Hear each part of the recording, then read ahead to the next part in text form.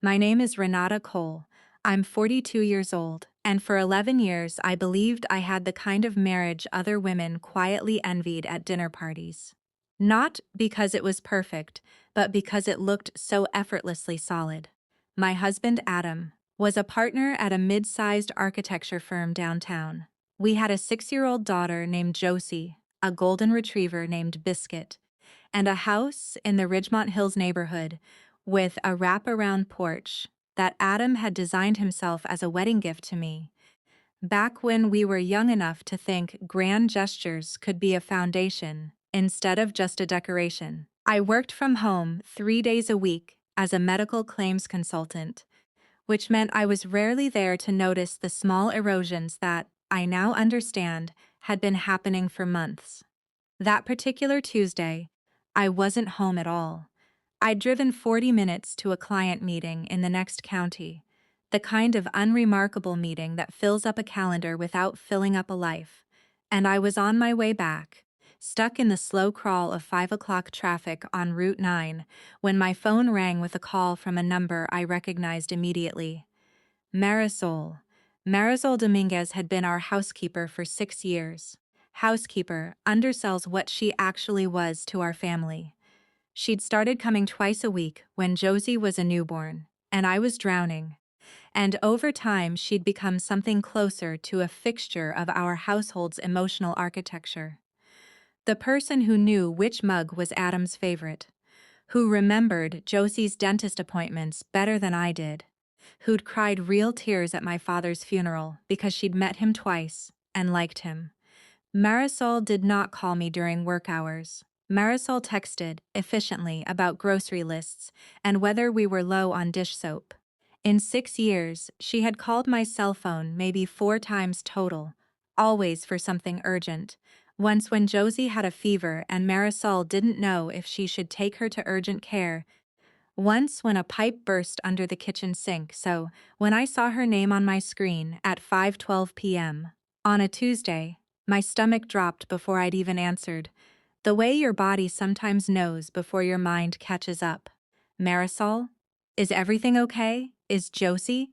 Josie is with your mother. She is fine. She is safe, Marisol said quickly, and I could hear something in her voice I'd never heard before in 6 years of knowing her. A tightness. A carefulness, like she was choosing each word the way you'd choose footing on ice. Renata, listen to me. Don't go home right now. What? Why? What's wrong? There was a pause on the line, long enough that I could hear my own blood in my ears over the traffic noise outside my car. Just drive somewhere else first. Call me when you can talk. Please, Renata, don't go home yet. And then she hung up. I did not. Of course, simply drive somewhere else and wait. I think if you are being fully honest about human nature, almost no one would. I pulled off Route 9 at the next exit, into the parking lot of a coffee shop called Grady's, and I called Marisol back 4 times in a row before she picked up. Marisol, you cannot call me and say something like that and then hang up. Tell me what is happening in my house right now. I heard her exhale, long and unsteady, on the other end of the line. I came today to do the deep clean, the one I do every 3rd Tuesday, you remember, the closets and the garage. Adam wasn't supposed to be home. You told me his calendar had him at the office until 6. He was supposed to be at the office until 6, I said slowly.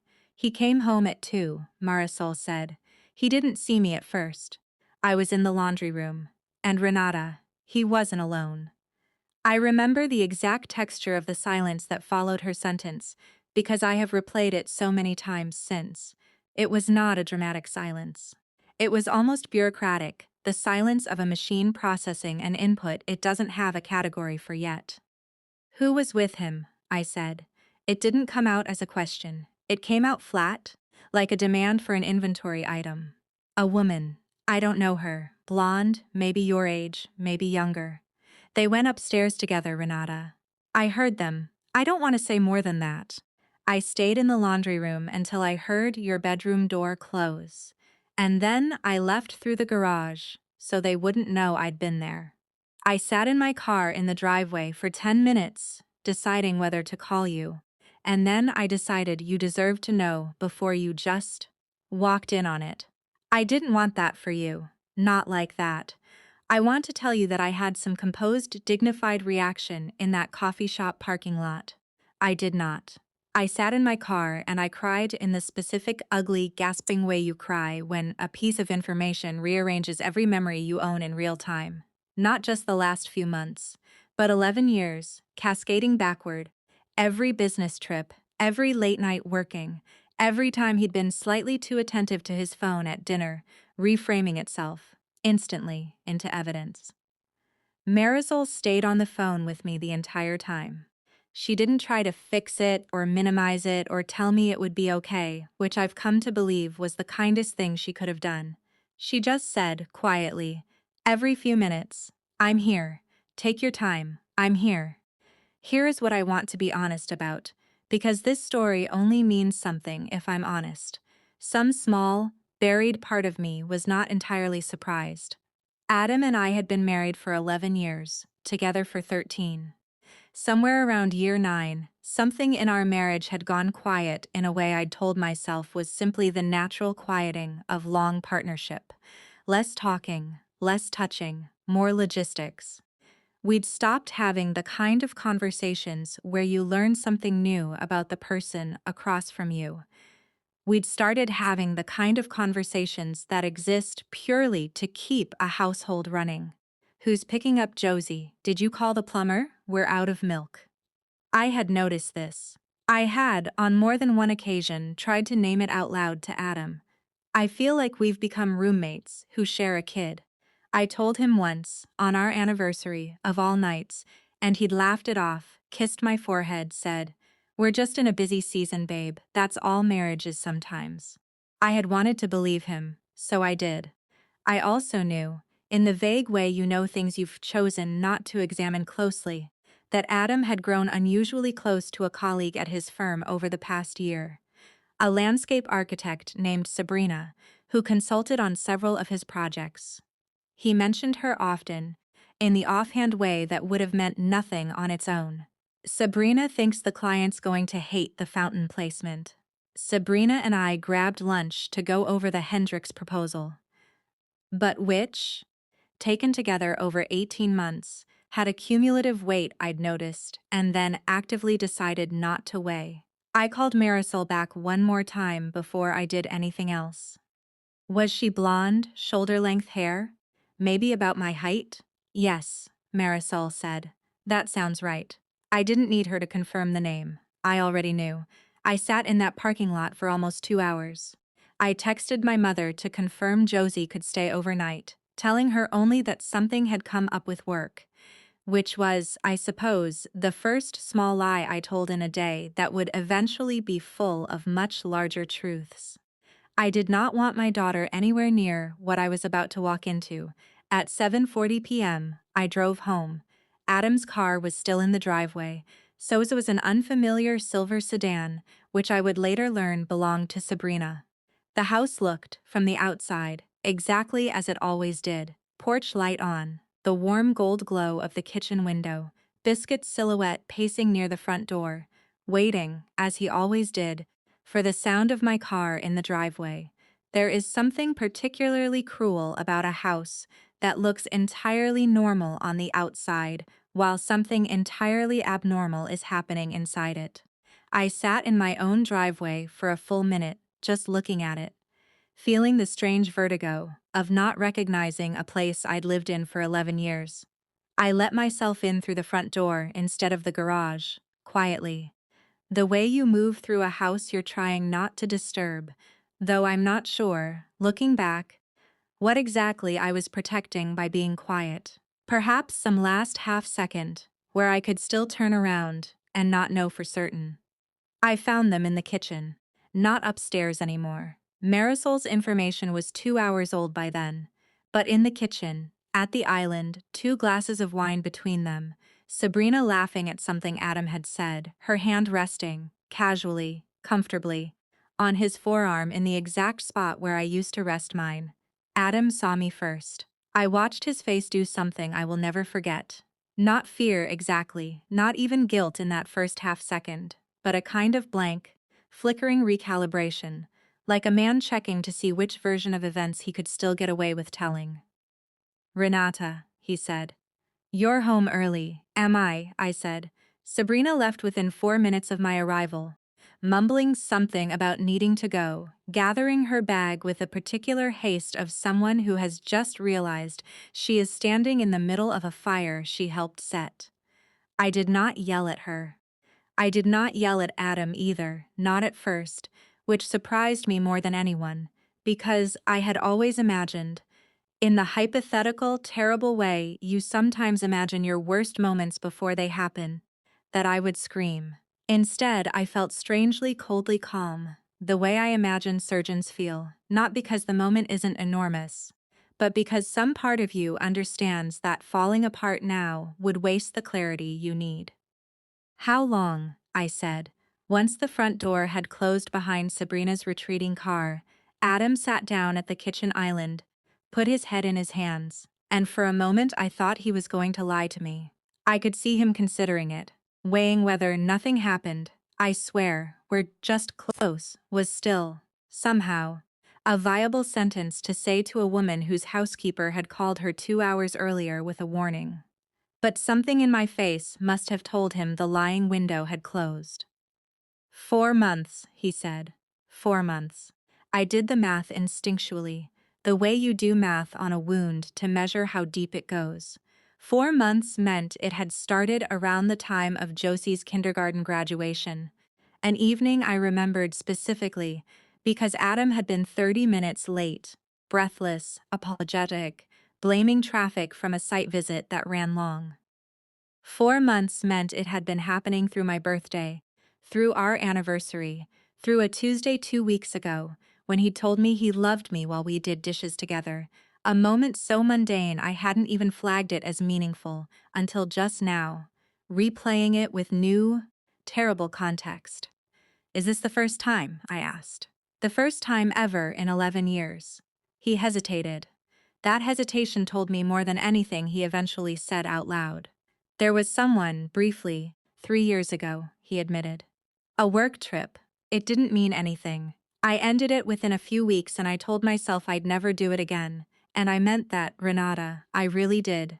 And then Sabrina and I just started talking more, and it turned into something before I even let myself notice it was turning into something." I sat down across from him, and I asked the question that, more than any other question that night, I needed answered. Not for him, but for myself, to understand exactly what kind of marriage I had actually been living inside for the past several years. "Were you ever going to tell me? If Marisol hadn't seen you today, if I'd come home an hour later, after Sabrina had already gone, would I have ever known any of this?" Adam didn't answer right away, and in the silence, I got my answer anyway. I want to skip past the part of this story that everyone expects. The screaming, the packed bags, the dramatic threshold moment.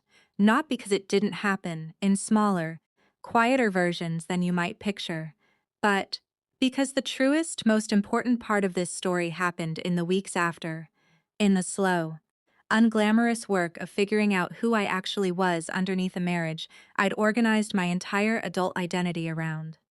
Adam moved into a short-term rental 2 miles away within 5 days. I told Josie, with the help of a family therapist named Dr. Okafor, who specializes in divorce transitions for young children, that Mommy and Daddy were going to live in different houses for a while, that it wasn't her fault, that both of us loved her exactly the same amount as before. She was 6, she asked, with the devastating directness only children have. "Is it because you don't love each other anymore, or because you did something bad?" I told her the truth, in language a 6-year-old could hold. Sometimes grown-ups make choices that hurt the people they love, and that's what happened here. "It's not about you. You didn't do anything wrong, and neither did I." Marisol, through all of this, became something I hadn't expected, not just an employee who happened to witness a betrayal, but genuinely one of the steadiest presences in my life during the collapse. She kept coming twice a week, kept the house running in the specific way a house needs to keep running, even when its inhabitants are falling apart, and she never once made me feel like she regretted the phone call that started everything. About 3 weeks after that, Tuesday, I finally asked her the question that had been sitting underneath my gratitude the whole time. Marisol, why did you call me? You could have just let it happen and said nothing. It wasn't your place, technically. I need to know why you did it. She thought about it for a long moment before she answered, wiping down the counter she'd already wiped down twice, the way people busy their hands when they're gathering something harder to say. My mother stayed in a marriage like that for 11 years, she said finally.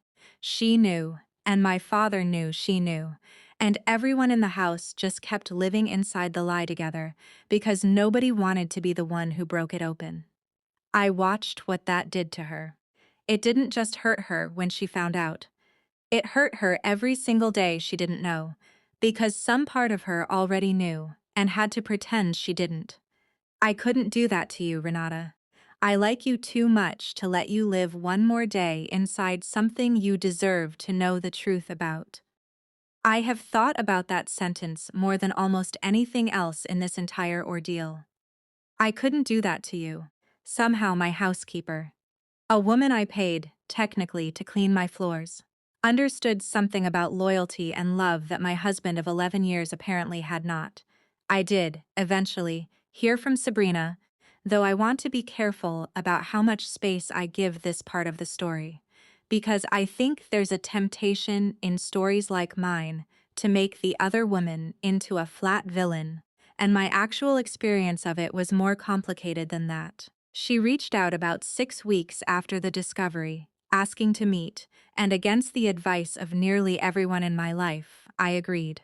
We met at a park, neutral ground, and she told me, with what appeared to be genuine and uncomfortable honesty, that Adam had told her, early on, that his marriage was essentially over, that we were just staying together for Josie, that he and I barely spoke anymore except about logistics.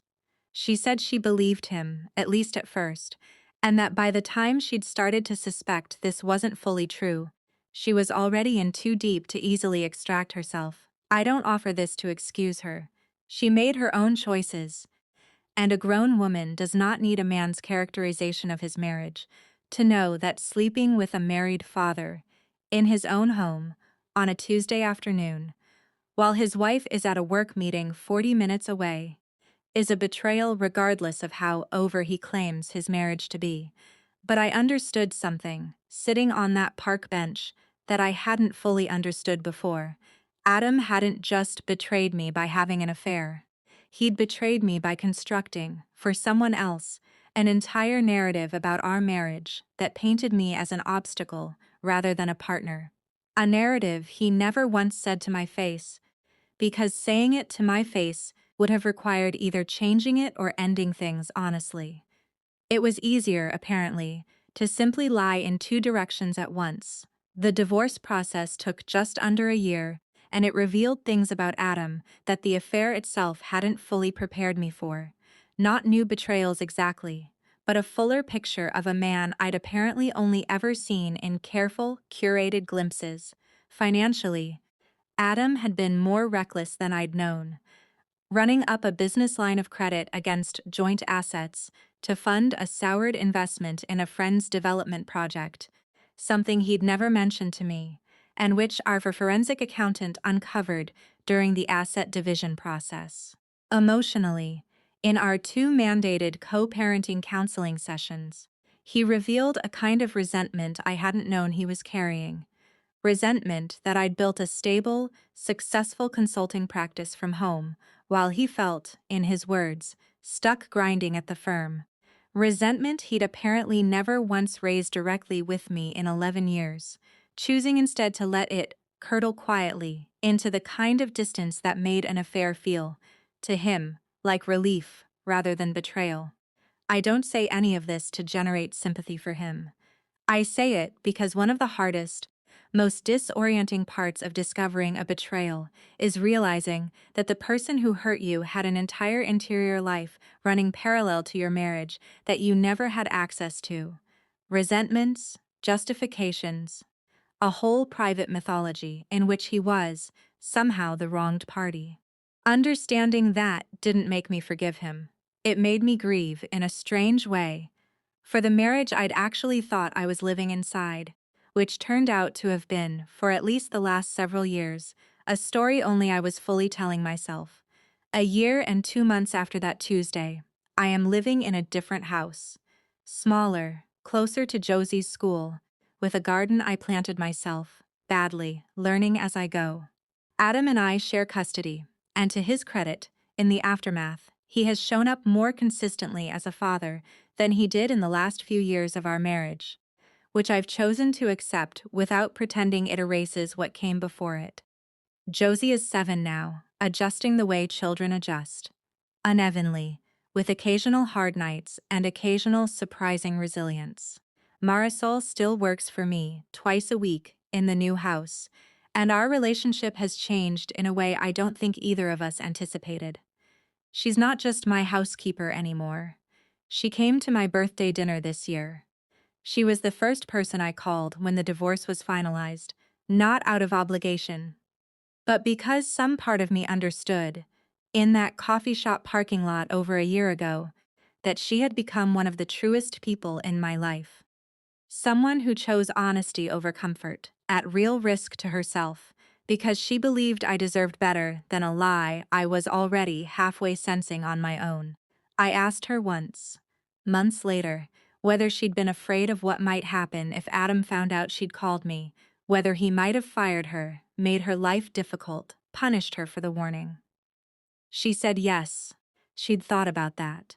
She'd decided it didn't matter. Some things are worth risking the job over, she told me. I have cleaned a lot of houses in my life, Renata. I've seen a lot of families.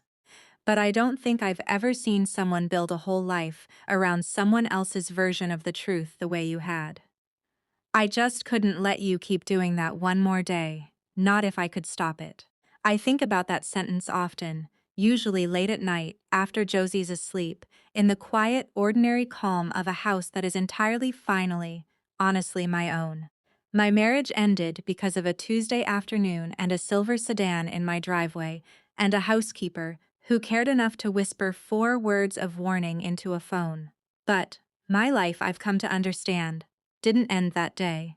It started over, smaller, plainer, considerably more honest, and, in its own slow way, whole the end.